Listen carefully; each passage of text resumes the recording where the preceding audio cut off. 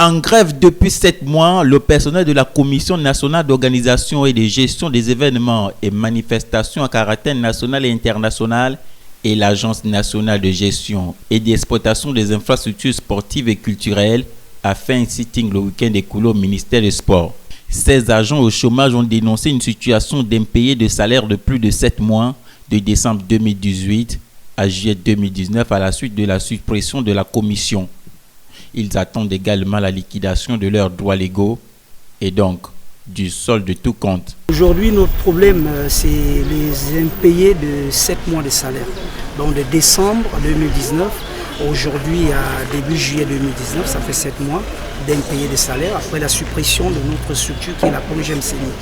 Et en attente de la régularisation de nos soldes de tout compte.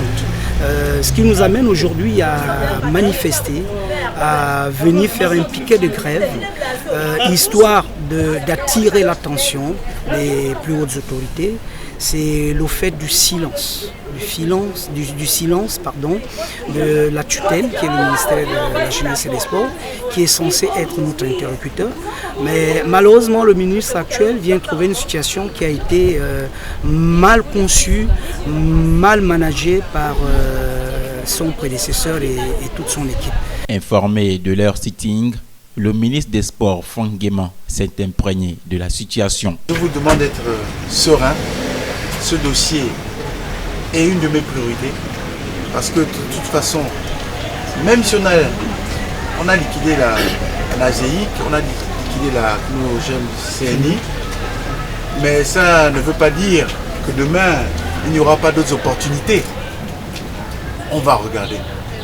Même si on peut donner un peu, on peut déjà commencer. Même un peu, je ne dis pas qu'on va donner, mais si on peut donner un peu, l'argent est bon à tout moment. Dissoute par le Conseil des ministres du 16 novembre 2018, la Commission nationale d'organisation et de gestion des événements et manifestations à caractère national et international et l'Agence nationale de gestion et d'exploitation des infrastructures sportives et culturelles ont été remplacées par l'Office national de développement du sport et de la culture. Mais pour les anciens agents en poste dans ces services, rien n'a jusque-là été fait comme annoncé par le gouvernement.